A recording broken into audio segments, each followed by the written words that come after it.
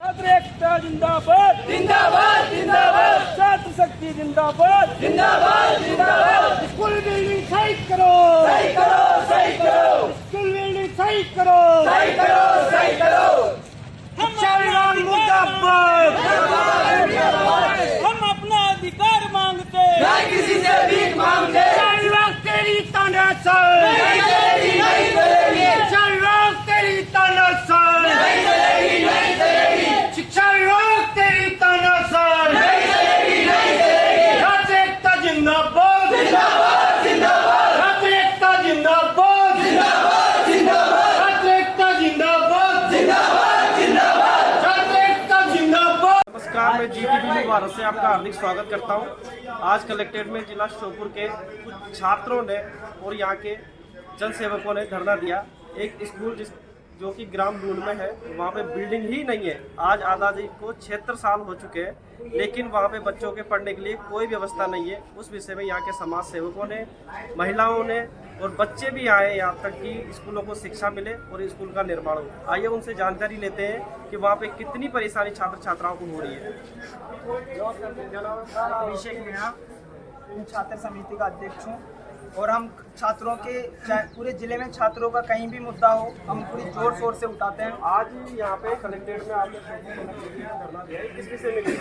ग्राम लूण के अंदर जो स्कूल भवन है वो बिल्कुल जर्जर हुआ पड़ा है। पढ़ने के जो छात्र पढ़ते हैं वो बाहर नीम के नीचे बैठकर पढ़ते हैं। अच्छा, मतलब वहाँ भवन नहीं है, वो वृक्ष के नीचे बैठकर अभी तक भी छात्र पढ़ते हैं, जबकि आज़ादी को 76 वर्ष हो चुके हैं। फिर भी अगर छात्र वहाँ पढ़ते हैं तो एक बहुत बड़ी विडंबना की बात है। सर, आपका क्या कहना है इस विषय में? आज आज़ादी के 70 साल बीतने के बाद भी आज श्योपुर ही नहीं, पूरे मध्य प्रदेश की जो सरकार दावे करती है कि हमारा मध्य प्रदेश शिक्षा के स्तर में बहुत आगे है, पर मैं मानता हूं कि यहाँ मध्य प्रदेश में शिक्षा का स्तर आप इससे अंदाज़ा लगा सकते हैं कि ग्राम पंचायत लूंड के अंदर आज बच्चों के जो पढ़ने की एक अच्छी सुविधाएं होनी चाहिए थी, लेकिन वहाँ की बैठने की बिल्डिंग छात्र छात्राओं के लिए आज धराशायी और एक गिरने की कगार पर पड़ी है।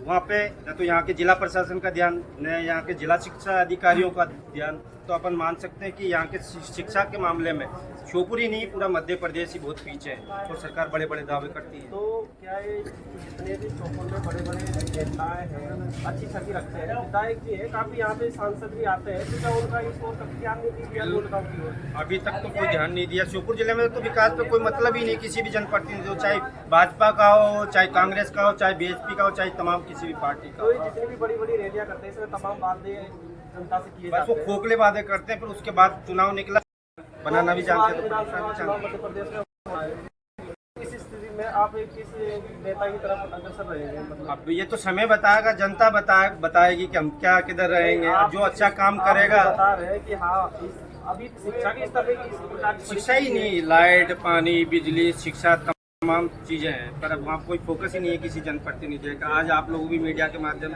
आप सभी भाइयों को कहना चाहता हूँ, आप भी देख रहे हैं श्योपुर की स्थिति क्या है। किस यहाँ सांसद यहाँ के विधायक यहाँ के हैं, उसके बावजूद यहाँ की स्थिति क्या है। आज बच्चियाँ बाहर बैठ के पढ़ रहे हैं पेड़ के नीचे, इससे बड़ी क्या बात है? नमस्कार सर, नाम बताइए। मैं सुरेंद्र मीणा अलगावड़ा जनपद उपाध्यक्ष प्रतिनिधि हूँ और आज शिक्षा की स्थिति देखी जाए तो मेरे 1 साल का कार्यकाल होगा, उसमें मैंने अंडर इलेक्शन हमारे स्कूल श्योपुर जिले की शिक्षा व्यवस्था बिल्कुल निम्न स्तर की है, क्योंकि यहाँ के जनप्रतिनिधि कांग्रेस, बीजेपी और तमाम राजनीतिक लोग केवल अपनी राजनीतिक रोटियाँ सेकते हैं, शिक्षा पर कोई ध्यान नहीं है। मैं बराबर शिक्षा की आवाज़ को सोशल मीडिया के माध्यम से भी और लेटर आवेदन निवेदन करके अवगत कराता हूँ। मेरे ही क्षेत्र के ग्राम पंचायत लूंड में स्थिति देखी जाए तो ना तो बच्चों को बैठने के लिए जगह है, ना रसोई घर है, ना जाने का रास्ता है, ना पानी की व्यवस्था।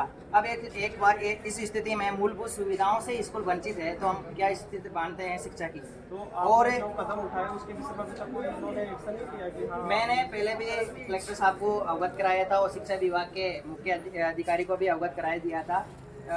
और ऐसे लूंड पंचायत के अलावा ऐसे 21 स्कूल श्योपुर कराल ब्लॉक के श्योपुर ब्लॉक के अंदर है और पूरे कराल ब्लॉक समेत तो 50 स्कूलों के डिस्पोजल इन्होंने लिस्ट बना रखी है कि वार्ड में क्षतिग्रस्त हो गए हैं, उनके नवीन बिल्डिंग की राशि स्वीकृत की है। पर अभी आज अब ये सरकार बड़े बड़े दावे करती है, रोज स्टेटमेंट देखते हैं हम शिक्षा के स्तर को बेहतरीन बनाएंगे। लोग जब राजनीतिक लोगों से बात करते हैं कि हमने मेडिकल कॉलेज जैसी सौगात दे दी है, अरे जिस पेड़ में जड़ें नहीं रहेगी उस पे फल कहाँ से लगेगा? जिस पेड़ की जड़ें आपने स्कूल में पढ़ नहीं पाएंगे बच्चे, तो मेडिकल कॉलेज में कैसे हमारे बच्चे पढ़ पाएंगे? तो ग्रामीण अंचल में जो शिक्षा का स्तर है मुझे तो बिल्कुल निम्न स्तर का लगता है, क्योंकि यहाँ के राजनीतिक लोगों का कोई ध्यान नहीं है। ये मेरे जनपद क्षेत्र का लूंड गांव, जिसके अंदर विकास यात्रा पूरे मध्य प्रदेश में बीजेपी सरकार ने विकास यात्रा की थी, पर मेरे जनपद क्षेत्र के लूंड पंचायत के तीनों गांव में विकास से कहीं कोसों दूर गांव बने हुए हैं। 2 वर्षों से टूटे हुए बांध पड़े हुए हैं। उनके लिए अगर हम बात रखते तो विकास यात्रा को ही वहां पर ले जाया नहीं गया। ग्रामीण आस लगाए बैठे थे कि शासन प्रशासन आएगा, हमारे बीच आवेदन लेगा, हमारी समस्याओं को सुनेगा, पर वो भी एक विकास यात्रा की आस थी, उसमें कोई जनप्रतिनिधि भी नहीं पहुंचा, ना शासन का कोई कर्मचारी पहुंचा। ऐसी स्थिति है। और मैं जनपद उपाध्यक्ष नई बिल्डिंग उसको डिस्पोजल घोषित कर दिया है। नई बिल्डिंग स्वीकृत होना है वहाँ, अभी तक नई बिल्डिंग का पैसा ही जारी। कितना समय मांगा इन लोगों ने, कुछ करेंगे? अब समय हमने मांगा है कि जल्द से जल्द आचार संहिता के पहले अगर बजट डले तो हमारे बच्चों के भविष्य के लिए एक छत मिल जाए।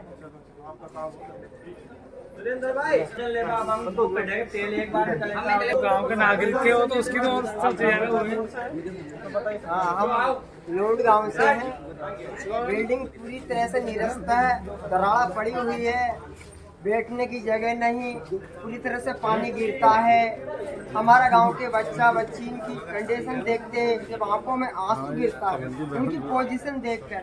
बड़े बड़े लोगों को शिक्षा मिल रही है, हमारे बच्चा बच्ची गरीब किसान रहते हैं उसी गांव में, उनके बच्चा बच्ची शिक्षा देख देख के ही बच्चा को बाहर ले मिल सकता, बाहर बिना करी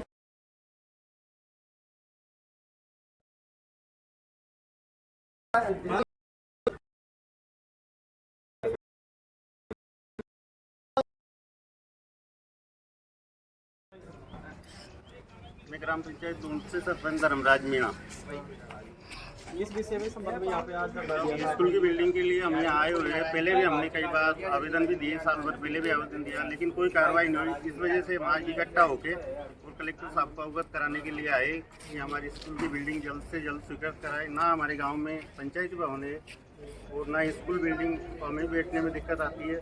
इसलिए हमारी तो एक ही मांग है सरकार से, यहाँ स्कूल की बिल्डिंग जल्द से जल्द स्वीकृत करा दी जाए, यही हमारा मकसद है। और इससे स्कूल की बिल्डिंग ना होने से हमारे गांव में छात्रों की संख्या भी शासकीय स्कूल में काफ़ी कम होगी, उससे हमारे बच्चों को पढ़ने में दिक्कत आती है, इसलिए छात्रों की संख्या भी कम होगी। इसमें अपने पास बिल्डिंग नहीं है या सरकारी भवन नहीं है पढ़ने के लिए, तो फिर इसमें किस आधार पे ये लोग एडमिशन लेते हैं बच्चों का? जब भवन ही नहीं है तो फिर उनको पढ़ाएंगे कहाँ पे? एडमिशन का भी तो इनके पास ब्यौरा पहुँचता होगा सरकार के पास। नहीं है साहब, ब्यौरा पहुँचता हो, लेकिन हमारे गाँव में 20-25 छात्र हैं, कोई एडमिशन कौन कराएगा जब बिल्डिंग ही नहीं है? और सरकार बड़े बड़े दावे करती है कि हम शिक्षा के लिए कर देंगे, वो कर देंगे, बिल्डिंग में पढ़ते हैं, धूप बारिश सब गिरती है, तो कई दिन शिक्षा मिलती है उनको, किसी दिन नहीं मिलती, टीचर भी परेशान है, तो इसलिए गांव का कोई एडमिशन नहीं कराता। तो आप ग्राम पंचायत लोग के सरपंच, तो सबसे इम्पोर्टेंट बात होती है कि सरपंच वहाँ के सभी ग्रामीणों का एक चेहरा होता है, एक आवाज़ होती है कि सभी ग्रामीणों की तरफ से वो अकेला बोल सकता है।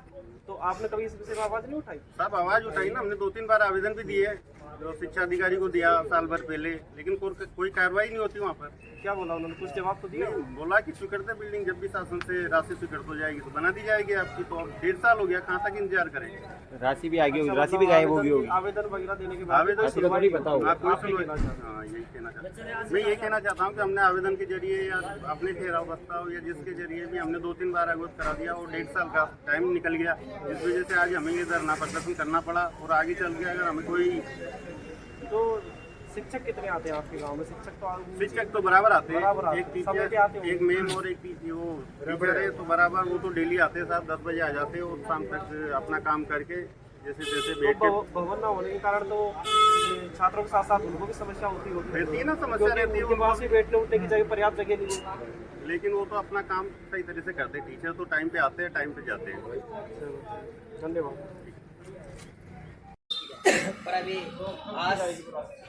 अब ये सरकार बड़े बड़े दावे करती है, रोज स्टेटमेंट देखते हैं हम शिक्षा के स्तर को बेहतरीन बनाएंगे, लोग जब राजनीतिक लोगों से बात करते हैं कि हमने मेडिकल कॉलेज जैसी सौगात दे दी है, अरे जिस पेड़ में जड़ें नहीं रहेगी उसमें फल कहाँ से लगेगा?